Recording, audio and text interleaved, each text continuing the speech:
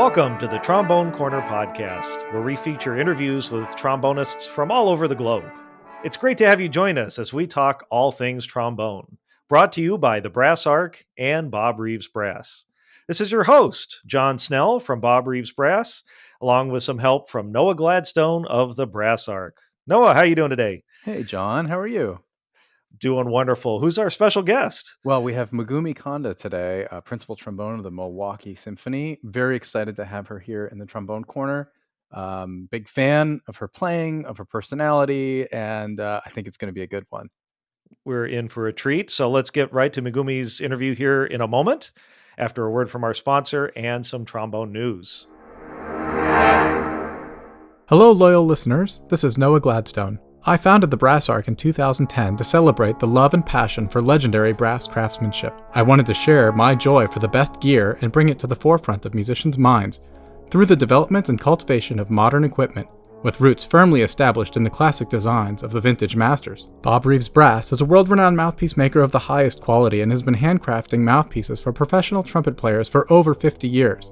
Together, we are excited to bring a premium line of handcrafted mouthpieces to the trombone community, inspired by rare and vintage classics and modernized for the needs of today's musician. Models are available in a variety of sizes, from small and large tenor, bass trombone, euphonium, as well as custom sizes.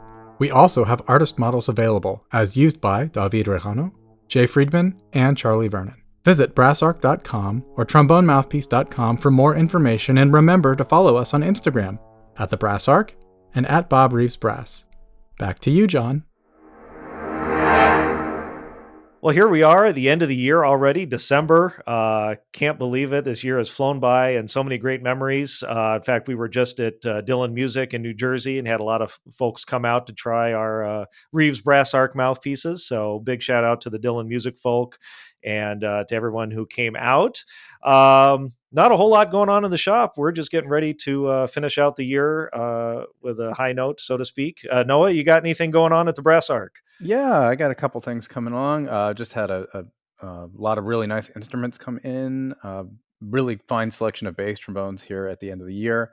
So definitely make sure to jump on those before they disappear, because I don't think they'll be around very long. And I did just get a big shipment of Matthias Holle tuning slides for Bach 42s and Bach 50s in a variety of metal. I think I have a few gold brass seamed ones left and a few seamed copper ones as well. So those are hard to get and they take a long time to get them. So I do have some stock now. So if you're thinking about making a slight adjustment to your gear, that would be really great to, change one of these tuning slides out. They are plug and play for Bach 42s, 36s and 50s. So that's kind of a neat thing. And we've had a lot of mouthpiece sales lately. It's been kind of exciting, getting a lot of nice feedback from people that listen to the podcast and say, they're interested in the mouthpieces. So it's really nice to get that kind of feedback from people and make mouthpieces for them and make people happy. In fact, funny story, my dear friend Mark Graham, who's one of the elite music copyists and orchestrators in LA, calls me the other day and says, hey, I had no idea you were doing a podcast, and I listen to it in my drive into the studios every morning. And I love the conversations and your guests so much that I've been inspired to pick up the trombone again. And so special shout out to Mark Graham, who's listening in his car driving to one of the stages. And thanks for that, Mark. It's nice to get that feedback. And we're really happy that our podcast is bringing people joy and enjoyment. So. Absolutely. That's why we do it. Goodwill, and we love talking. We love the trombone. And yeah, so and also we've gotten some suggestions, guest suggestions. So, if you want to send those along, John at bobreeves.com with any guest suggestions or positive feedback. And of course, any criticism, Noah at brassarc.com. Oh, yeah. Thanks. Yeah. Give me the criticism. Exactly. Yeah. That joke never gets old. Never gets old. And then real quick before we get to Megumi's interview here, we got a shipment of guard bags that came in, and we got a fair amount of trombone cases, bass trombone, tenor trombone, and Robert Kumbert insisted we get some alto trombone cases. So if you're in need of a new guard bag, we have some of those in stock ready to ship. Those are hard to get in. That we ordered those a year ago, so that's how hard it is to get those guard bags in, and they're awesome cases. As well as mutes and all the other stuff we have at the shop. So, yeah, that's all I have to talk about. Noah, should we get to the interview? Let's do it. All right. Here's our interview with Megumi Kanda. Megumi Kanda has been the principal trombone of the Milwaukee Symphony Orchestra since 2002. She's made a notable impact in the realms of performance, teaching, and writing. Her journey in music began in Tokyo, where she studied with Sumio Miwa and led to her advanced education at the Cleveland Institute of Music under James DeSano. Megumi has performed globally, including appearances in the United States, Europe, and Asia. She's known for her work with various orchestras and for premiering pieces by contemporary composers. As an educator, she has been a guest faculty member at several prestigious music institutions and has given numerous master classes. Megumi has authored 2 books, The 100 and Trombone Unlimited, which serve as a significant resource for trombonists. Her discography includes 3 solo albums, Amazing Grace, Gloria, and Mona Lisa, as well as the live recording, Magnifique Live. These accomplishments, along with her recognition by organizations in both Japan and the United States, highlight her contributions to the world of classical music. Without further ado, here's our interview with Megumi Kanda. All right, joining us in the trombone corner today is Megumi Kanda. Megumi, thank you for joining us. Oh, thank you so much for having me. It's my pleasure to be here. Let's talk about the trombone, and let's go straight from the beginning. How did you start playing the trombone? Did the trombone find you, or did you seek out the trombone? I did not seek out the trombone. I joined the band when I was 10 years old because my best friend, she started playing the clarinet. And we used to walk to school every morning together. But now that she joined the band, she had to go to the band practice before school, and we couldn't walk together anymore. So I thought, well, I'll join the band too, and maybe I'll play the clarinet. So then I joined the band, and but then I was too late to join the band. So of course the clarinets are taken, and I thought, well, I know trumpet. But then the trumpets were taken too. So then the teacher said, well, why don't you go in the storage room and see what's left over? And I go to the Always storage the trombones room. left over. That's Yeah, exactly. That's the only thing that was left over. Just one beaten up trombone. That was the only thing left over. So I said, hey, well, I guess I'll play this. So then I pick up the trombone. And then I start playing it. And I fell in love with it right away. Like I've never heard of a trombone. I had no idea how it goes. But I just loved the sound so much from the moment I played the trombone, I was obsessed with it. But I've never heard of the trombone. And usually the upperclassmen taught the younger people how to play the trombone. But then the trombone was so unpopular. There were no upperclassmen. So I used to put the trombone backwards and, use the left hand for the slide. It was not good. I love it. Yeah, maybe the most trombone answer ever. The trombone found you. Yep. I think when you're talking about finding a sad trombone in the storage room, I think we should put a sound effect like womp womp womp. I mean, that's maybe where sad trombones come from. No, just kidding. You're right. So literally, that's the you're most. playing in you're playing in middle school and you're loving it. Yeah. When did you start to get serious about it? How did that come about? I think from the moment I started playing the trombone, I was pretty much obsessed with it. I didn't really think about becoming a professional until I was probably 7th grade. But, when I was like in, sixth grade, I do remember dreaming about playing recitals. So I didn't know there Really? were like, professional trombone players, but I just, always dreamed about being on stage with a trombone ever since I was, you know, pretty much ever since I started playing. Amazing. Wow. Did you have any musicians in your family, or was it any influences at a young age? Yeah. Actually, my mom, she plays the piano, and she was, she's amateur, but she's like a really good pianist. She's a really good church pianist.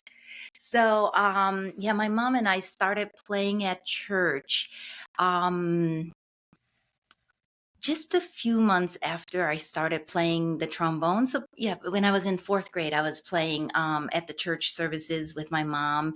Usually, just playing some hymns. Yeah. So, and she did have a lot of, influence on me. She used to, she studied in Chicago, and I guess there was this radio show called Night Sound, and there was this trombone player, Bill Pierce. And he would do a talk show, and then he plays the trombone, and and my mom used to listen to that show all of the time. And he has this sweetest sound, and my mom always told me, you picked the sweetest instrument ever, and you have to play with a melted butter sound, is what she always told me. So Oh, I love I, it. yeah, I guess she did form my kind of the idea for the sound, melted butter. I love it. Melted Great. butter. I love it. I love it. Making me hungry. Did you go to orchestra concerts or band concerts around? Like, were you like going to a lot of concerts and listening to people play, or completely isolated, kind of doing your own thing for a while, or what did that look like? Yeah, When did you get like introduced to the orchestral repertoire? orchestra, it came kind of later. I didn't go to that many concerts. I do remember here and there. I do remember one concert when I was 10 years old. There was the school concert, and we went to hear a professional orchestra. I have no idea which orchestra it was. But I do remember they played William Tell Overture. And when the storm scene happened, I was just like, whoa, those trombones are so good. I want to play like that someday. So I do remember that educational concert, but I did not go to like orchestra concerts on my own until maybe very end of high school. I was more into Christian Lindbergh CDs. Oh my gosh. I was listening to those all day. I just loved his playing. So yeah, I was listening to those all the Amazing. time. Yeah, so good. So good. So And yeah, were you taking so private lessons around this? yeah, Were you I taking private started lessons around this time too? I started taking private lessons when I was in seventh grade. And I remember I was so excited. Oh, I mean, private lessons. I, you know, I didn't come from a very wealthy family, so private lessons were actually quite a challenge to take. I couldn't take lessons every week. I only, my family could only afford a lesson once a month. So, oh, I was so excited to go to private lessons. And after the lessons, I would write everything down in a notebook because I knew, everybody's going to a lesson every week and I can only go every 4 weeks. So I can't let the teacher say the same thing again. So I would write everything down on a notebook so he would never have to say the same thing to me twice. Wow. Wow, I love it. I should get my daughter to come take some lessons with you. My gosh. Get in line, but my sons too. Exactly. Actually, I could probably learn a thing or two as well. Yeah, actually, yeah. That's Meg, great. So Megumi, you Yeah. went to a famous musical high school in Tokyo. Can you tell Yeah. us how, first of all, about that school, Toho Yeah. school, right? And Toho High School, how you got in and what that school is all about? Oh gosh, that school, they always say they're the second hardest solfege school in the world. So Paris Conservatory is the hardest, and Toho High School is the second hardest. It's so hard to get in, like with the solfege and ear training. There's this entrance exam, and all these kids are taking lessons on like music theory, solfege, and you know, ear training since they're like 6 years old.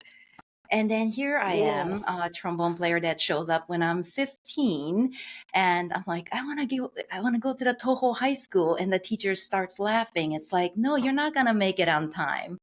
You don't have enough ear training skills. So actually, I spent about 3 hours a day doing ear training. I would, 3 hours. yeah, You're kidding. yeah. I mean, Wow. that ear training is so hard to get into that school. It's usually you know, there's like four voices, kind of like a Bach counterpoint, and then the teacher will play it four times, and there are four separate voices. You're not allowed to write until she plays it four times, Hmm. and then she says go, and then we have to write all the parts. It was Wow. really As a hard. 15-year-old. Mm-hmm. Jeez. Yeah. So Jeez. yeah, so trombone, I knew it was not a problem. I could play the piano well too. So that was no problem. But my gosh, the ear training, oh, that was insane. So I would just record, once again, I couldn't take lessons because, we didn't have enough money. So I would get an ear training book, and then I would record everything on the piano on a cassette player. And then I would just record like 3 books in a row, so I don't remember how any of the pieces would go. And then I would have like 3 cassette tapes, full of ear training stuff, and then I would play it back and then work on it that way. That was a lot of work. Jeez. Yeah. So how long did you do that? I mean, how we talking about months or a year or? Yeah, I crammed it in 1 year. Yeah. Wow. And But solfege it worked. You got in. it worked. Yeah, it worked. Oh gosh, yeah. It was so much work. And solfege was really hard too. Like usually you just do some sight reading. But we had to read like 5 clefs. We had to do of course, treble, bass, and then there's the soprano clef, mezzo soprano. Alto and tenor is easy, but soprano and mezzo soprano clef, I mean, gosh, come on. And then, so you read that and it changes. It's kind of like a Blazevich exercise, it changes clefs. And not only that, it does that, you have to do like rhythms with your hand and your feet. So that was a lot of training too. That's incredible. I mean, that's more rigorous than like a lot of the graduate degrees here in the U.S. And this is Yeah, high school. this is high school. Yeah. So Amazing. these kids, yeah, they start doing this at, age 6. So yeah, I was totally behind, but after cramming it in for a year, I did get in. The high school itself, Mhm. I was the only trombone player, and it was mostly maybe half piano players, and the rest of them was mostly violin players, maybe 2 cello players, and then there was a Really? So clarinet mostly player. strings and pianos. Yeah. Mm-hmm. And then Yeah, the lonely trombone. lonely trombone. So what did you work on? Did you work on then primarily solo literature or what Mm-hmm. was your training Yeah. look like during high school? During high school, yeah, mostly it was solo literature, and there was also so there's the Toho High School and there is Toho College. And then there were trombone players in the music college, so they were nice enough to always include me. So they would invite me to play with their trombone choir, and they would invite me to play with their orchestra, which was really fun.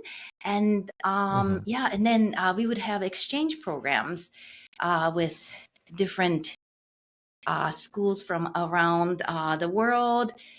When I was there, the Curtis Institute came over, maybe like 20 of them came over, and then we got to hang out with them. So that was really fun, and we got to play stuff with them. New World Symphony came too back then. So Oh, fun. yeah. And they were all so nice since I was the only, the only high school trombone player. They were like, "Oh, come play with us." So they all always invited me to the college events. So it was, yeah. And then there was the Karajan Academy from Berlin came over too. So I did get to hang out quite a bit with people from around the world, make many friends, and it did make me look outside of Japan. All these people that came to visit, it was like, these guys are really good. What am I doing here? Like, I should get out of here. So that leads to your choice of universities, correct? After you graduated? Yeah. So I knew I wanted to get out of Japan for sure because, I heard these great people outside of Japan, and I knew there was a bigger world out there, so I wanted to be in a bigger world too, and hang out with better players. So, yeah, so I knew I wanted to leave Japan, but I wasn't sure where I wanted to go. US was definitely a big possibility because, my mom's from the US, and I thought, well, and I was born a US citizen. So I'm like, well, yeah, maybe I should go see, what US is all about. So one time I went to this brass seminar that Yamaha was doing, and there was a trumpet teacher from the Metropolitan Opera, Mark Gould. He was one of the teachers. Yeah. So I talked to him and I said, "Hey, what do you think about me studying in the US?" And he was like, "Yeah, that sounds good. Let me think about it." And then and that was that. And then a few months later, back then we had a fax machine, right? I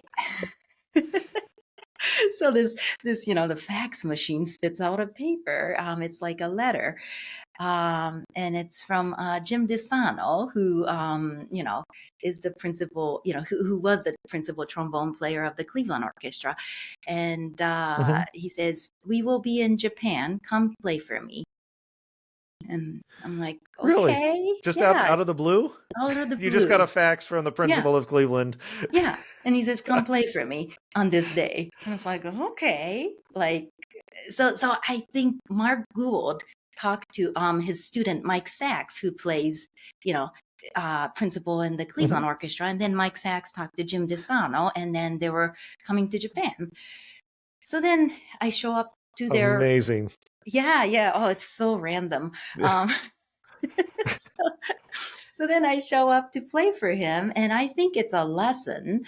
And then Jim DeSano's there, and then Mike Sachs, the principal trumpet player, is listening too. And I'm thinking, gosh, this is a really weird lesson. And then I finish playing, and they say, "Great, we'll see you in September." And I'm like, "Whoa, that was your audition."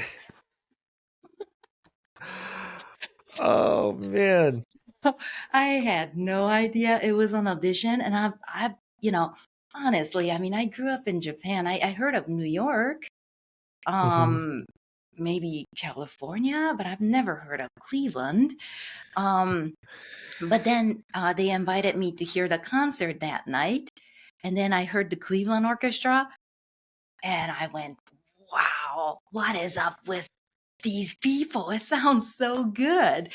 So I think that's the moment I fell in love with orchestral playing, when I heard the Cleveland Orchestra.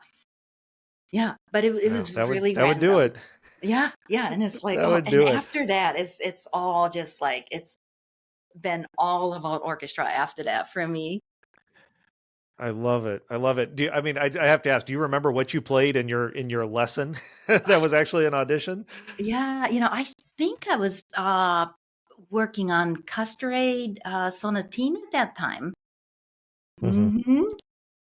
Yeah. And I mean, It's a do you quirky think it was little piece, unusual? actually. It's a quirky piece. Yeah, it is quirky and cute. It is. Yeah, yeah. But I had no idea it was an audition. It was, and my English was funky too. So it was just like one one misunderstanding after another, and I had no idea. And I guess I realized that I was really going to Cleveland when they sent me a letter saying, "Congratulations, welcome to the Cleveland Institute of Music." And I was like, "Whoa, okay." Amazing. Did you apply anywhere else, or did you have anything else on your radar, or Um, that fell in your lap? Not really. Since money was always tight for us, we thought about Curtis. But that Mhm. was the bass trombone year. And I talked to Glenn Dodson when he was in Japan too. And he said, "Hey, if you switch to bass trombone, you can come." But I don't think I'm much of a bass trombone player. It's I don't know. You have Mhm. to have the right personality, and I A think bit I'm a pretty unrefined. solid. Yeah, yeah. Right, right. Yeah, I'm definitely a tenor person. Oh my gosh, you guys sound like trumpet players now. Well, you don't have to deal with the bass trumpet players, but we do. Well, that's And, true. you That's know, true. That's true. always people in a bad mood when you're playing bass trumpet, I find. It's just the instrument makes people grumpy. It's such a Yeah. Well, temperamental yeah, beast. yeah. You can't sound good no Anyway, matter what. eh, just a couple moments, someone's like, "Oh, what's that beautiful?" Oh, never mind. Right? Couple good licks, and then some really hard stuff that no one hears, and then lots of Totally. exposed stuff where you can really Oh make a fool of gosh, yeah, yourself. So totally. yeah, indeed, indeed. So then you're in Cleveland, and Yeah, yeah. what's that like? Oh gosh. Culture shock? Totally different, right? Oh my gosh, completely different. Um, yeah. I, I was actually visiting. I visited Cleveland Institute of Music for the first time in like 25 years, just this last month. And I realized how lost I was the whole time I was there.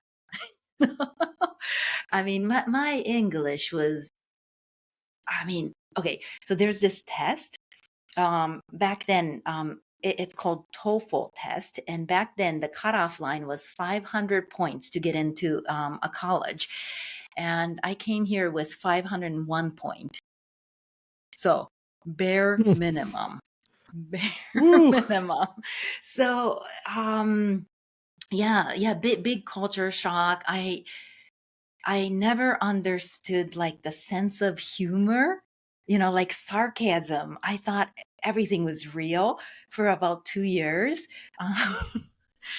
Um, so yeah, the culture shock was huge.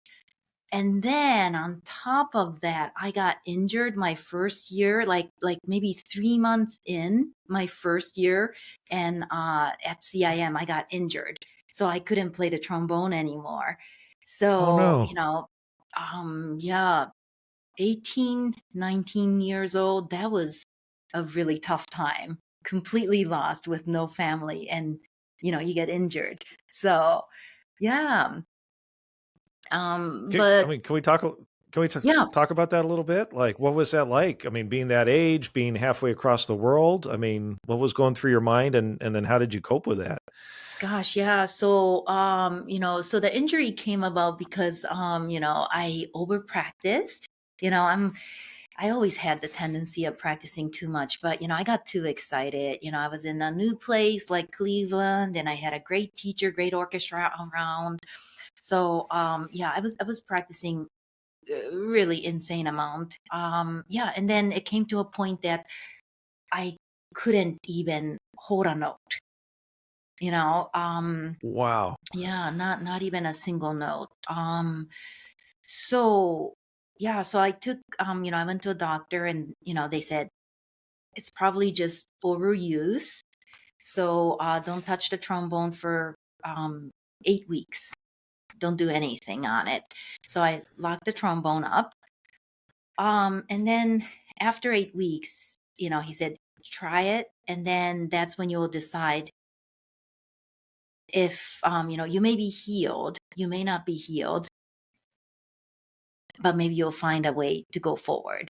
So, so during those 8 weeks, I'm thinking, gosh, okay, everything since I was 10 years old, my passion has been trombone, and like, this could be gone.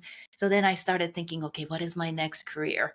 And I tried to imagine myself doing something else. Doctor sounded kind of fun, but then it's just not me, you know?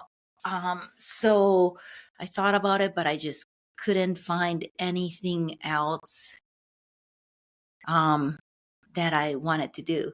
So yeah, while I was waiting for 8 weeks, you do need an outlet. So I did a lot of painting, painting pictures, and I went to the Cleveland Orchestra rehearsal and concert every day. And they were playing Bolzek at that time, so I had a score, and I was like, okay, I'm gonna learn everything about Bolzek. So I would have different projects going on to try to distract me from wanting to practice. So yeah, so it was really, really hard. Yeah, it was almost like like what has been my identity was gonna be gone. But that Yeah. kind of stuff teaches you a lesson. Like, actually trombone is not my only identity. That's how I speak. I speak through the trombone, but that's not who I am. So experiences like this, I think it makes you grow that way. Hmm. So then after 8 weeks, I get the trombone out. I try to play, and I still can't play. It's like, Oh, yeah, it's still like I can't hold a note. So then I'm like, s- oh gosh, okay, what do I do now? But then this is where I had a great teacher, Jim DeSano. He was a really, really great teacher, and he said, well, you can't hold a note. Can you buzz your lips? And then I tried to buzz my lips, and I can buzz. It's like I just can't put the mouthpiece on my face. So then mm-hmm. he says, well, can you keep the same setup as free buzzing and then keep the same airspeed as free buzzing? Can you buzz the mouthpiece? And I try it, and I can buzz the mouthpiece. So, and then he said, okay, then try keeping the same setup and then the same airspeed as the free buzz on the trombone. See if you can play a note. And then I could play a note. So I Wow. made a complete shift. Like my lips were not usable anymore, but it's Hmm. it was like I relied more on the muscles around the lips and relied more on the air. Then it was like, it was almost like you didn't need chops. All your lips had to do was to vibrate. Like it couldn't support any weight. But with bigger muscles, I could play again. So yeah, I do remember the first day I came back, I played a 1 octave B flat major scale, and I was so happy. It probably sounded I worse can't even than, imagine. oh gosh, yeah. And it was, I mean, I was so, so happy. And I thought, gosh, you know what? If 1 octave B flat major scale is all I can play for the rest of my life, I'll be happy. And I'll consider every note that I can play from now on a gift. So there was like a major shift uh in my attitude, until then, I used to feel, I guess, a lot of pressure to be good. Yeah, I never talked to you about my nerve problems, when I was in high school and stuff. Oh, Oh wow. gosh, I had the worst nerve problem you've ever seen. It was so Really? much. Yeah, yeah, yeah. Um, it may be partly like cultural too, I grew up in Japan and maybe the society is that way, but yeah, there was so much pressure that every time I performed, I was throwing up backstage. Hmm. Whoa. Yeah, Jeez. yeah. And then, usually the morning of a performance, I would have a fever. So that Yeah, your mind was affecting your physical body totally. to that Yeah, extent. That's totally. wow. Yeah, and then S- also, but then the worst curse was I would get cold sores on my lip on the day of the performance. Mm. So, So it's yeah, like almost manifesting and you're manifesting your own downfall in a yeah, sense of totally. just this Yeah, pressure so I mounting. had, yeah, totally. So I had that, starting, I think from like 13 years old until I got over the injury. But then going through the injury, it's my uh outlook really changed. That it's like, every note I can play is a gift. So it was not anymore like I have to play good. It's like this is one more note than I thought I could play, you know? So yeah, so Wow. Amazing. looking back, yeah, it was like the biggest gift looking back, but it's gosh, that was not a fun time to go through.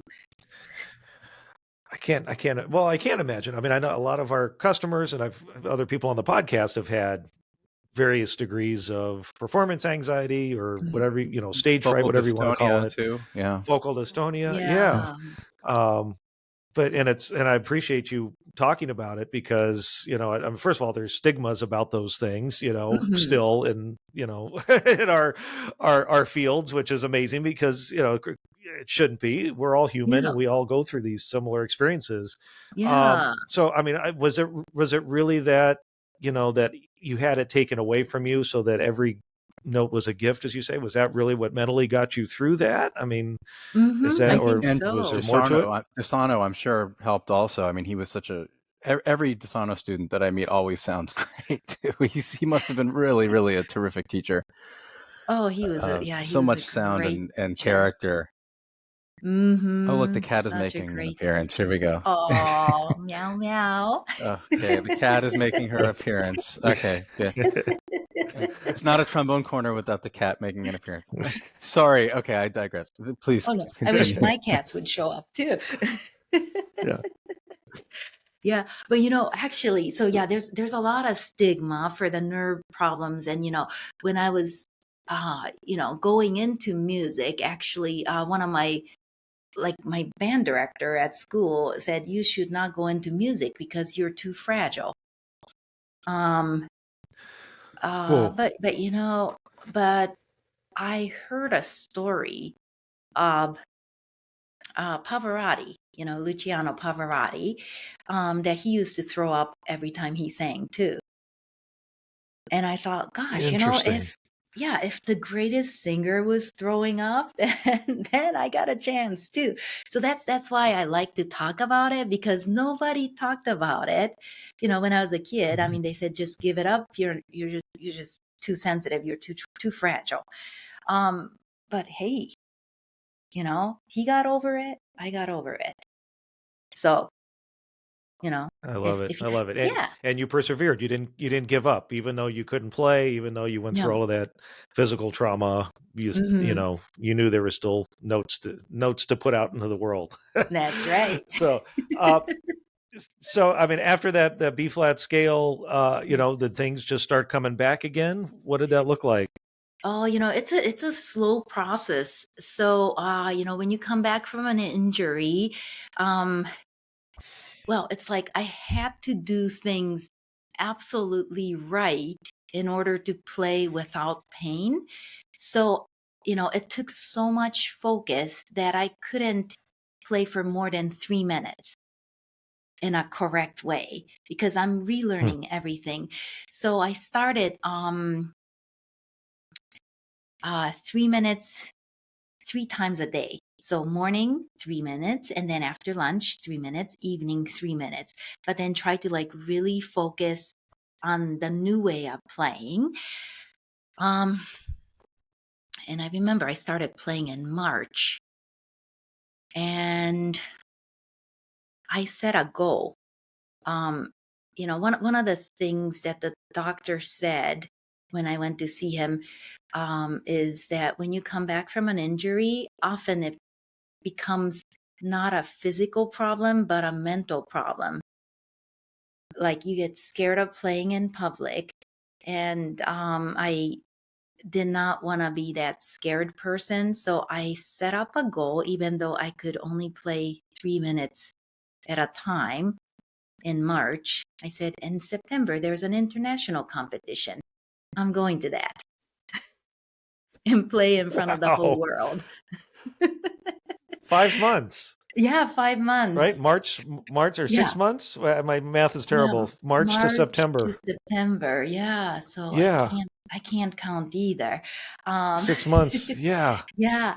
And then the requirement was to play 9 pieces in this international competition. So, it was really slow at first. It was 3 minutes at a time until August. I could only do 3 minutes at a time, but I'm still signed up to go to this. You're a month away. I'm a month away. Yeah. And then in August, I could play 15 minutes at a time. And then about 2 weeks before the international competition, I was like, I can play all 9 pieces in a row. So it was like slow. And then, okay, it's getting better. And then it was like, whee! I got way better. And, the international competition, that was a really interesting experience. I mean, obviously I was not going there to win. I was there to not be scared of playing. That's why I chose the biggest place I could think of. There were 2 people that made comments about my playing, and so one of the people that made the comments, it was a couple of Japanese guys that was always following me, and they thought I was the biggest star. They said, "You're the biggest disappointment ever." Yeah. Oh my gosh. Yeah. And then right after that, I ran into Ron Barron, who so back then he was playing principal in Boston Symphony, and he was one of the judges, and he said, "You know what? You missed too many notes, but you are my favorite." And I was like, "Whoa, that's amazing." Like he could hear what I wanted to say, even though I'm like barely playing, So that was such an encouraging thing. So that's another attitude shift, It's like I'm not playing for you guys that's looking for perfection. I'm like trying to say something through my playing, even if I'm not, in top shape. Even if the notes aren't there. Yeah. Wow. And I want to, something you said there though, you purposely chose this big international festival to prove to yourself that you could do it without feeling pressure. Is that what I'm understanding correctly?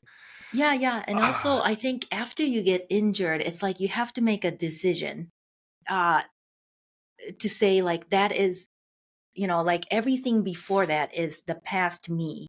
And that international competition for me was the new me starting point in public.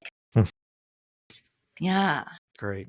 Yeah. And we were talking about the mental aspects of a physical injury or even just the mental issues, the how you reframe something Mm. that's really we would consider really negative to something Yeah. that's now going to propel you forward is I mean, it was Mm. such amazing advice. Yeah. How did you during this after the competition? Did things just keep steamrolling and going in the right direction for you? Did you have any other missteps along your recovery? No, I did not have any more missteps. It's you know, I think this coming back from the injury has really trained me to really focus on the right things. Like, I used to practice for like hours and hours without like really thinking.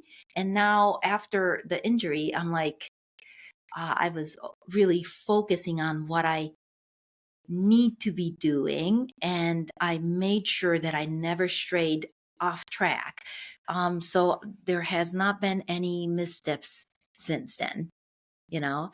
So yeah, like even practicing, I always break up the practice, and I always say it's better to practice for a short time and really focus on what you have to do than to practice for a long time and just kind of space out. Mm-hmm. Great advice. And Yeah. after your actually you won your first position while you were still in school, right? Or towards the end of Hmm. your time at Cleveland?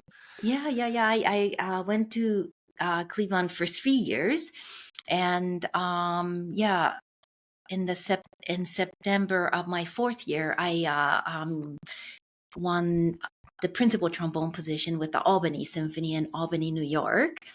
And I Mm-hmm. think the timing was just right. I was at a point that I needed to go out there. Sometimes, you know, some stages you need your teacher to tell you what to do. And then there's a stage that you have to go out and do it yourself, and that way you learn.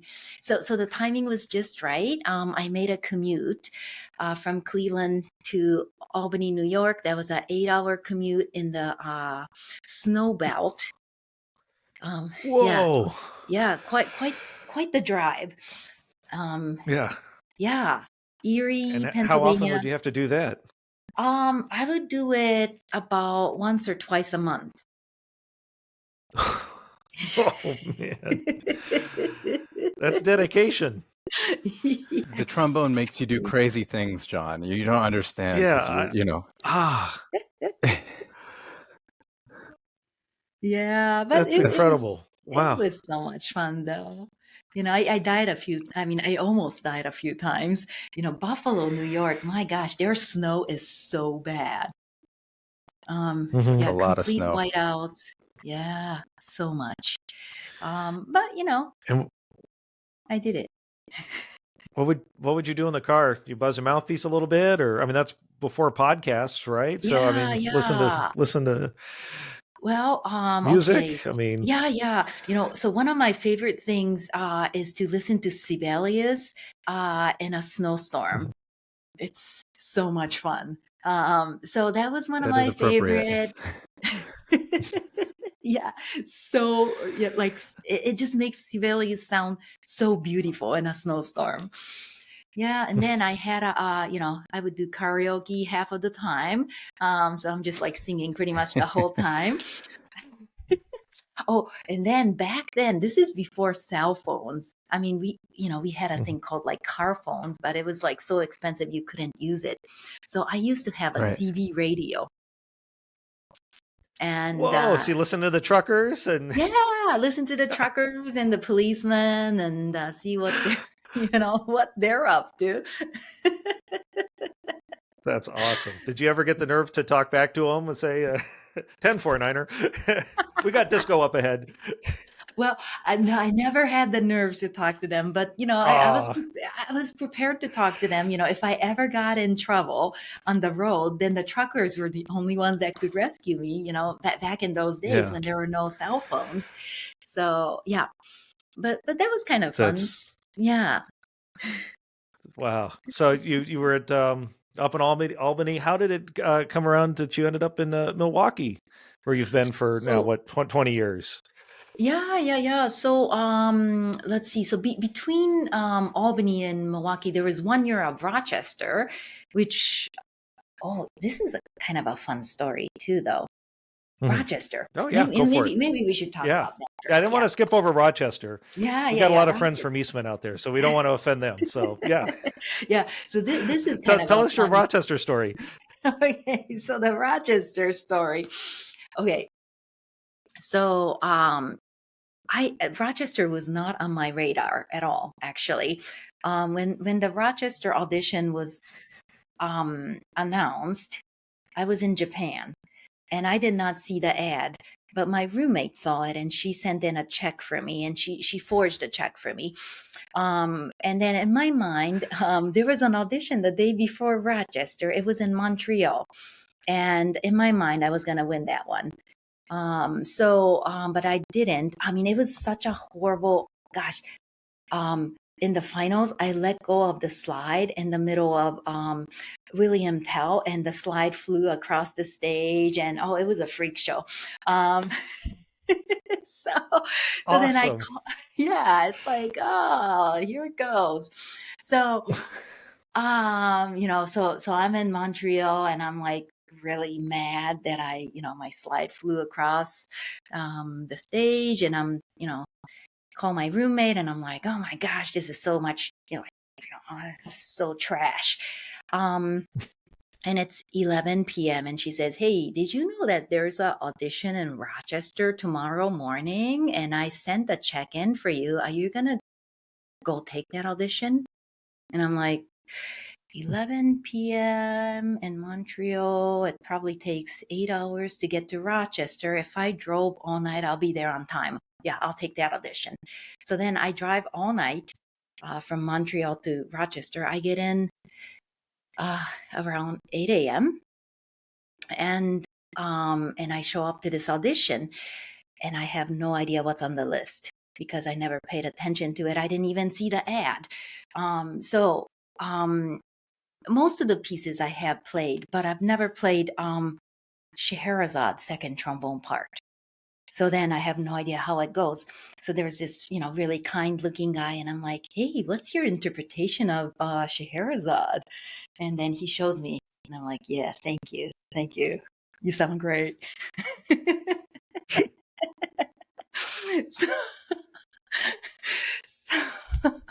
so that's how I got into Rochester. So That's I great. don't know. Love it. Great story.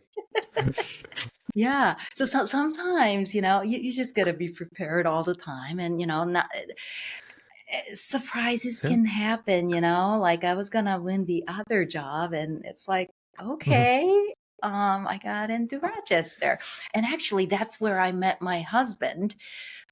He was a French horn player in Rochester. So, I even found a husband, and I was only there for 1 year, but it was a great time. Preston is a French horn player, so he had to turn his Oh, camera on and oh, give us the He thumbs up. approves. Yeah, Yeah. French horn He players are approves. awesome. Oh man. Well, I'm glad you shared that Yeah. story. That's Yeah. You never know when a door is going to open, and you have to take Yeah. the opportunity when the opportunity presents. Totally. And Yeah. always think on your feet. That's Yeah. although I mean you probably don't recommend your students now to learn the excerpt and ask for advice the morning of the audition, right? Desperate But only times, if you need to. desperate times for Yeah. desperate measures, John. Yeah. That's right. That's right. Excellent. So then you win Milwaukee after that. Yeah. Where you've So now been. I was in Rochester for a year and a half, and then the Milwaukee audition came up. It was actually a week and a half after my husband and I started dating. So anyway, but I don't know. I always thought I was going to be living next to a Great Lake. So when Milwaukee, came up, I was like, hey, it's next to Lake Michigan. Maybe this is the place. So then I came to Milwaukee. Yeah, it's been 20 years.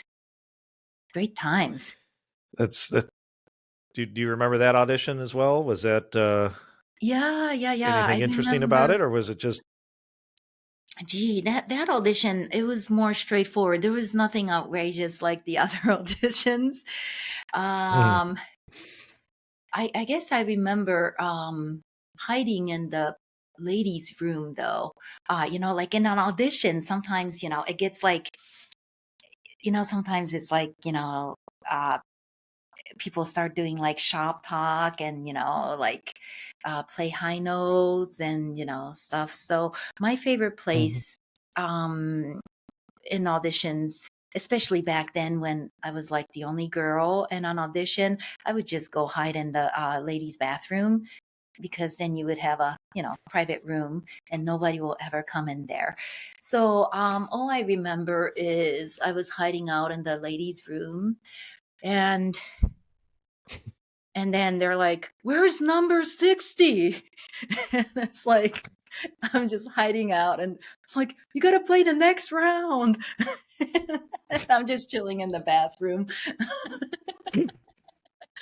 No one could find So you. No one would dare come in to see if you were in there. Ah, yeah. So yeah, so they were totally looking for me and stuff. But yeah, other than that, it was like really straightforward, and yeah, really, really great times. Yeah, and yeah, you had mentioned earlier, there's things that you learn from your teacher, and then there's things you have to go out on your own to learn. yeah. I mean, in your years with the symphony, I mean, can you speak to some of the things you had to learn on your own, playing in a major symphony with a heavy season, touring, things like that? Yeah. Well, I guess one of the challenges when I joined Milwaukee was that it was a very mature section. Like everybody was, 50 something, 60 something, and then here's, a young girl that shows up as a principal. So that was Hmm. actually kind of a learning experience for me. Like, okay, so how am I gonna be a principal with a really experienced section? And one of the things that I learned quickly is, the respect you show your colleagues comes straight back to you. So like if you're like a young, principal that comes in and you're like, oh, do this, do that, to like, a bunch of experienced people, like that's not gonna go well. They have more experience than you, and you got to be open to like their suggestion because, they've been there forever. So, showing respect for what they know and what they can teach you, then they want to help you out, Hmm. and make a really good section together. So that was definitely something I learned in Milwaukee. And gosh, playing in a symphony is busy. Like, gosh, you always have like, a bunch of stack of music, and then, if you like mix in some recitals on top of that, it gets really tricky. And the thing that I always try to do is advance planning. Like, just plan everything out like way early so that you have plenty of time to prepare for everything. um so yeah, right now I'm practicing things that I'm playing like a year from now. You know, just you know, yeah. So you're So not yeah, cramming. no, yeah, It is yeah, important, I think. yeah, Absolutely. yeah, yeah, Absolutely. totally. And Is yeah, I have a fun question for you. yeah, sure. Um, is, is there a piece in the repertoire that when you see it Mm. come up in the calendar that you're like, I am so excited to play this piece, even though you've played it a bunch of times? Oh my gosh, I'm kind of weird that way. I'm usually excited about everything. Um, you know, it's when people ask me like, "Oh, what is your favorite piece?" It's like usually it's like anything that I'm playing at the moment. I'm like, I just love this piece. Like, whatever I'm Oh my playing. gosh. Yeah. Unless it's unless snowing, and then it's Sibelius. That's yeah, Sibelius. yeah, when it's snowing, it's like, oh, hands down Sibelius. It snows a lot in Wisconsin too. So. Oh gosh, yeah, yeah. It's like, yeah, when it's a snowstorm, let's just listen to all Sibelius symphonies. For sure. Yeah, it's hard to say. I mean, Mahler symphonies are always really exciting to play, and it's kind of weird, but I love Stravinsky. Like, I think he's really cool. Um, Yeah. yeah, the only pieces that I don't like is like, like mathematical music that doesn't have any Mm. emotion. It can be kind of mathematical as long as there's like a emotional connections that we can make. Mm-hmm. But Mm-hmm. when a music is more like an object or noise, then I hate those. Um, but other than that, usually I'm like, oh, this piece is so cool. I love it. Is how I feel like no matter how many times I play. That's great. That's great. Well, then Great you'll never mindset get to have. bored. Yeah. Yeah, I'm never bored. Yeah, I think the thing about like orchestral music or like classical music, there's so many layers and it's so intricate that every time you play, you hear something you've never heard before. And I haven't been bored ever. Like, what, I've been professional for like over 25 years. I'm not bored yet. Every time it's fun. So we'll see how Well, long it trombone is the lasts. least boring instrument, I think, of all of them. So Totally. Trombone's so awesome. it is a perfect instrument. I mean, let's just accept it. We just Yeah, accept it. totally. And then when you play with the section, the blend is just like, oh, when we It's the blend, it's best. just so, yeah, it is the best. It's so much fun. Everybody Yeah. respects the trombones, even though they don't want to admit it, but they all respect the trombones. I love Oh, when, yeah. you play a beautiful chorale and then all of your Yeah. colleagues turn around and look at you, and they never Yeah. look at you, but like you'll play the Mahler chorale or Brahms, and Yeah. they'll turn around, the violas will turn around and look and be like, "Oh, wow, that's really nice." And it's a Yeah. satisfying moment. Oh, totally. We're the best. Well, isn't there a famous line like, you don't look at the trombones, it only encourages them, right? Oh, I Like think that's that's why. attributed to Strauss, I think. But Yeah. yeah. Yeah. Wonderful. So Tell me about your colleague Gary Greenhoe, because you play a Greenhoe trombone, and Oh, yeah. he was in your Yeah. section when he was developing Yeah. his instrument. So I'd love to Mhm. nerd out a little bit just about, because you were there while he's kind of Yeah. building trombones, and I'd love to Oh, hear totally. just Yeah. about your interactions with him. And I know his Yeah. design concepts, and you play a Greenhoe. So Totally. what was it like when Yeah. you got your first Greenhoe trombone? Oh gosh, yeah. So, well, before the trombone, I got to tell you a little bit about Gary. Gary, we don't look alike at all. He's like 6'7", and he's definitely, definitely a man. But I, when we played, we were like twins, like the long lost twins.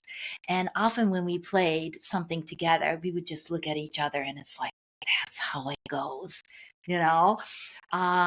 He studied with Remington, and Jim DeSano studied with Remington too. So it was, our age was like, 40 years different, but it was like we studied with the same teacher, and every time we played, it was when we played together, it was really a magical experience. So yeah, I just absolutely loved playing with Gary. So yeah, so then he started making the Greenhoe trombones, and of course, um the sound concept is like, yeah, this is how it should sound naturally, because we're basically the same person when it comes to playing. So yeah, it was really fascinating. He was always thinking about a new design, during the rehearsals, and he would be writing down notes, and then sometimes he would bring in a new trombone that he just made, um, and then he would have me try it, and and then we would just talk about it, and sometimes I liked it so much that I would never give it back. um I mean, it's kind of And fun to then, be part of the R&D department for a trombone maker. oh yeah, So, it was so much fun. And then sometimes we were really bored, and we were drawing. Um, Gary was coming up with the logo for Greenhoe, and I was like, yeah, we should put some oak leaves on it. Um, and then I said we should put some acorns on it. Um, and then later on, the acorns got taken away because it looked really wrong. We put three mm. acorns on it. but there's See, like this is three the trivia trombones. that nobody knows except on the trombone corner. So I That's love right. this.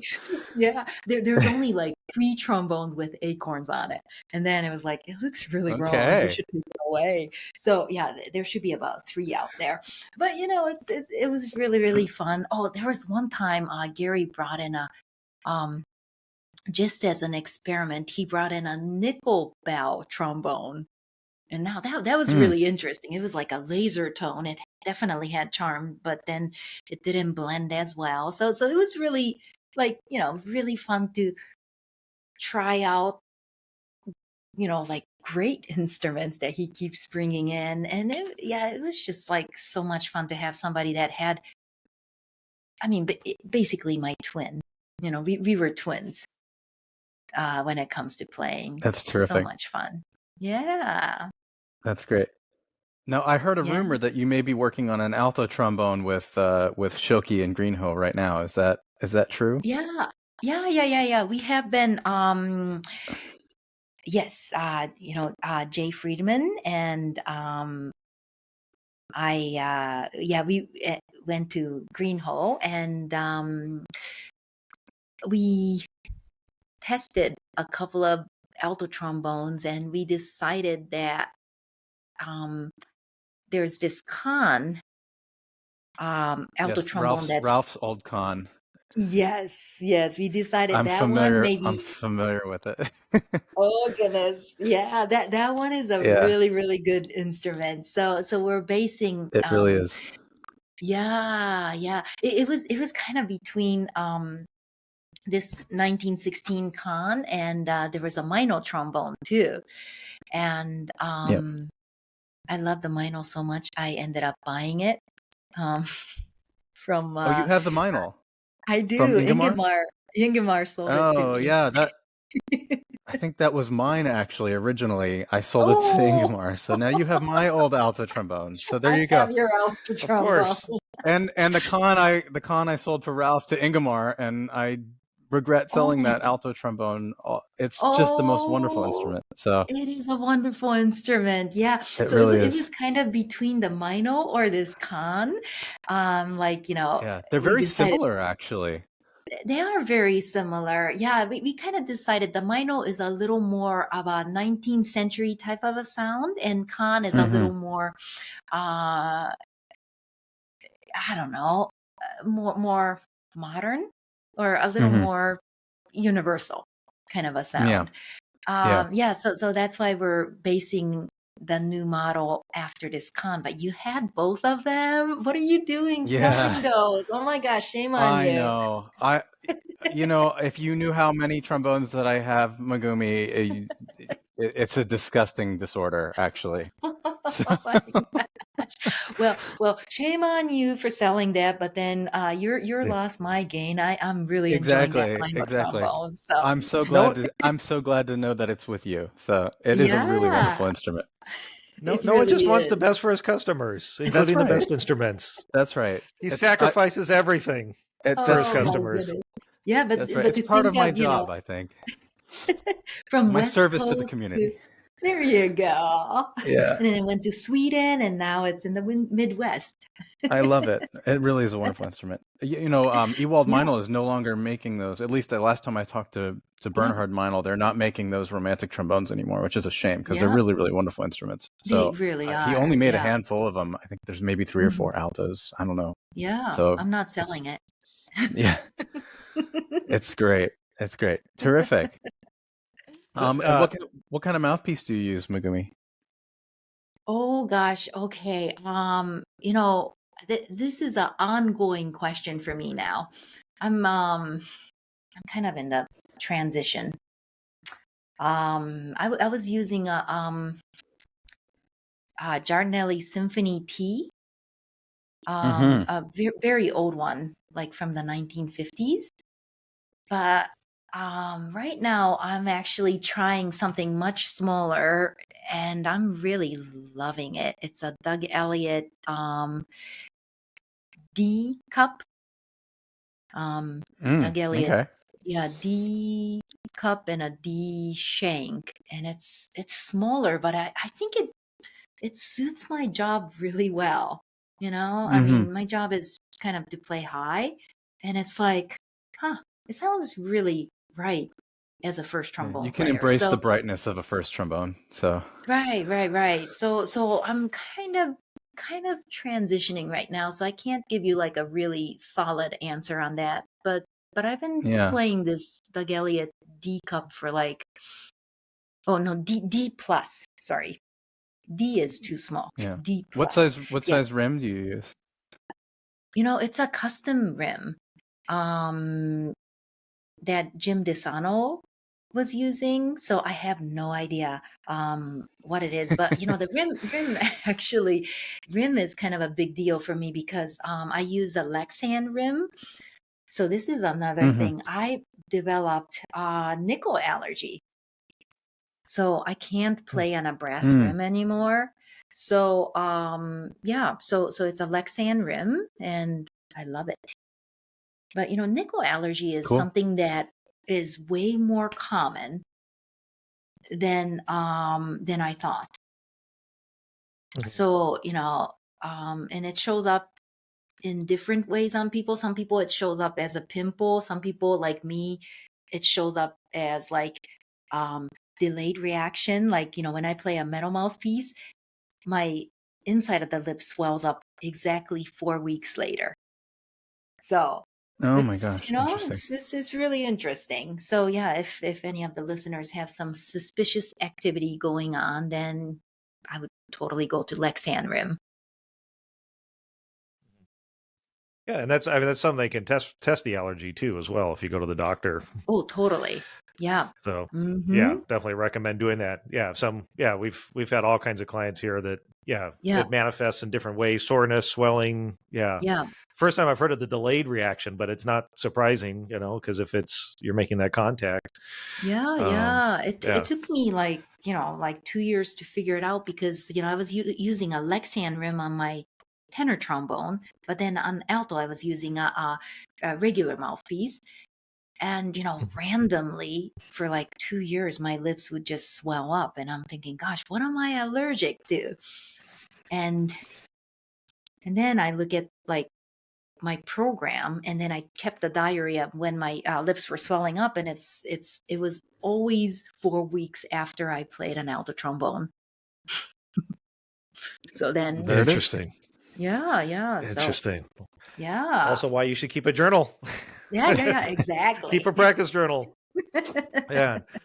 So Megumi, there's so much we could talk about. We didn't even get to your albums, and you've written 2 books. Do you have any projects in the works that you want to talk about? Anything in the pipeline?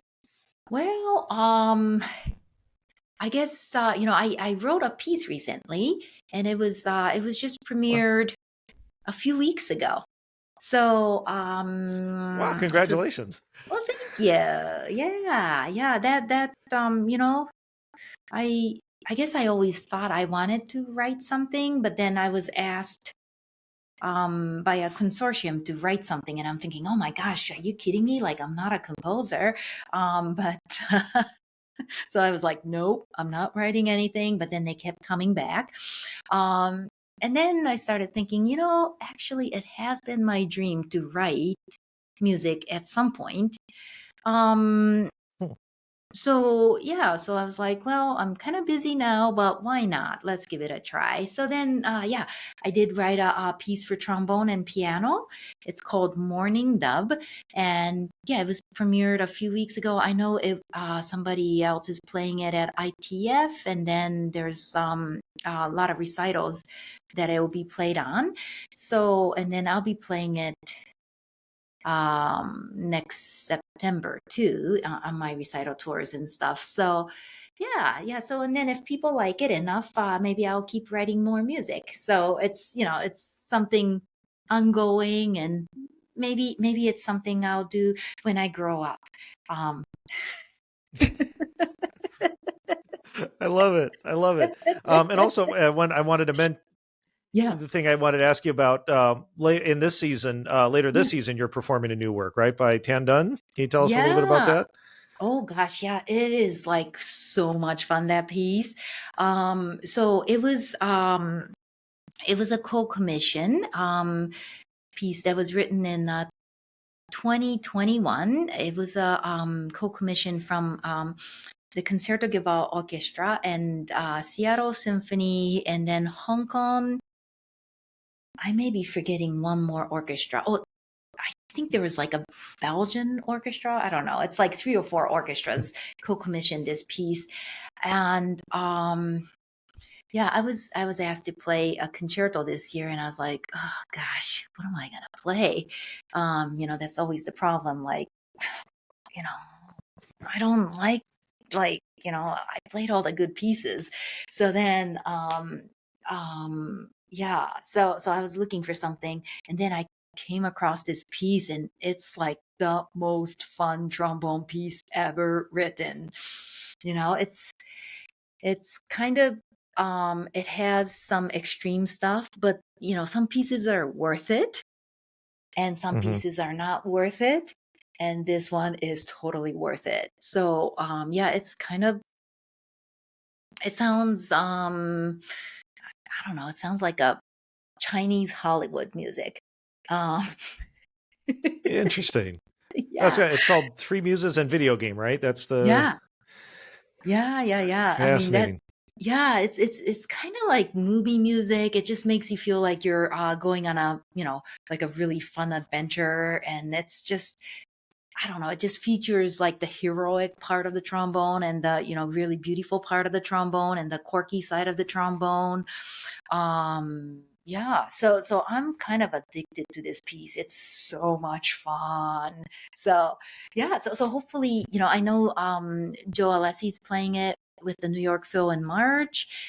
So I think it's a Mhm. piece that a lot of people are gonna play. Oh, that's awesome. Yeah. Looking forward to that. Oh, Looking it's forward gonna to be great. that. so much That's great. fun. Well, That's great. we can't believe we've gone over an hour. Noah, any Oh my last gosh. questions? Oh, hello. I think we'll just have to do a follow-up, because this has been so great and so nice to have you on the podcast, and big fans, and it's great to have our listeners get to know you a little bit, and Oh, thank you so much for being with us. yeah, well, But thank we'll have to you do for we'll having have to me. do another one of these with a follow-up. Well, that sounds awesome. Yeah, you guys are too much fun to talk to. Yeah. So, I yeah, I thanks know a where lot. the follow up. The Yeah. follow up is we're going to drive from Cleveland to Albany, and we're going to do karaoke. Well, that would be There fun, you right? go. Yeah, and with a CB, and we're going to talk to the truckers along the way too. Live streamed. There, we've got it. All right. Bring some good snack too. There you Of go. course, Preston, you're in charge of the snacks. um, Again, an absolute honor to have you, Megumi, on the show. Before we let you go, though, Yeah. if you could leave our listeners with one piece of advice that you would consider to be your best piece of advice, what would that be? Oh my gosh, one piece. That's tricky. Gosh, just one. Just one. You can It's change a it trick next question. time. You can change it Yeah. on the next interview, Yeah. but Okay. Well, okay. So for today, let's just say that whatever comes out of your trombone is who you are. Like whatever you're thinking will come straight out of your trombone. So play with joy. So your music sounds joyful, and always have something to say through your music, because if you have nothing in your mind, then your music is nothing. But always try to speak to the audience through your music. And I may change it next Absolutely time, terrific. wonderful but advice. that's Yeah, you can change it next. One of the advice. That's your artistic license. You can change it next time, but we're in the moment. Yeah, That's terrific. an absolutely wonderful advice. Megumi, Great. absolutely honored to have you on here. Thank you so much for your time today. Thank you. Thank you so much for having me on. Well, that was just a really terrific interview. Thank you so much to Megumi. I really, really enjoyed our conversation. And like I said, we'll have to have her back because I could have at least talked another hour or two.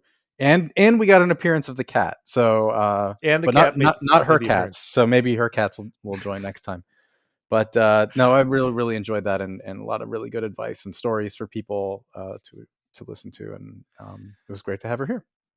Yeah, I mean, I love her openness about having everything taken away, and at such a vulnerable age too, like what, 18, 19 years old, and to not be able to make a note and you're halfway around the world, and what are you going to do with your life, and to be faced with those kinds of pressures.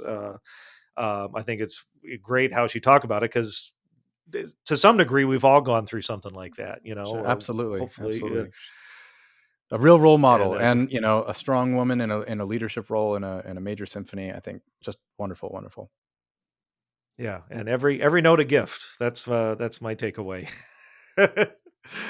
Even on trumpet, every note's a gift. There you go. No matter what you want to think about. Speaking of gifts, it was coming up to the holiday season, so I'll make sure to give you a gift, John. Oh, a gift of friendship. Thank you, Noah, and thank you for listening. We wouldn't be a podcast without our loyal listeners, and I really appreciate all the feedback we've gotten, like we brought up in the intro. Hit that subscribe button, hit that review button, because it really does help us remain visible in the trombone and low brass community. And I even know some trumpet players that listen to the podcast as well. They've sent me some messages. They want to remain anonymous because they don't want to, They don't want to out themselves. Out of the trombone corner.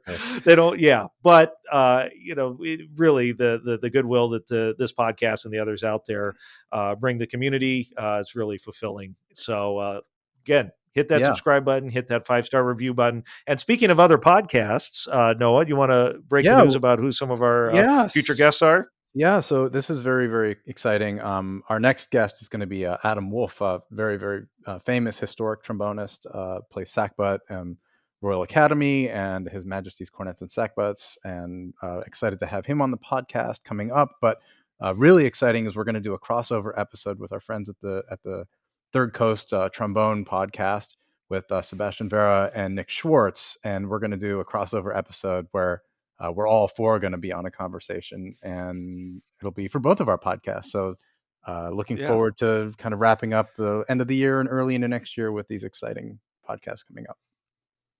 Excellent. Yeah, we got a lot coming up and a lot of exciting things coming up in 2024 that we will talk about shortly. So that's it for this episode of the Trombone Corner. Until next time, keep on sliding.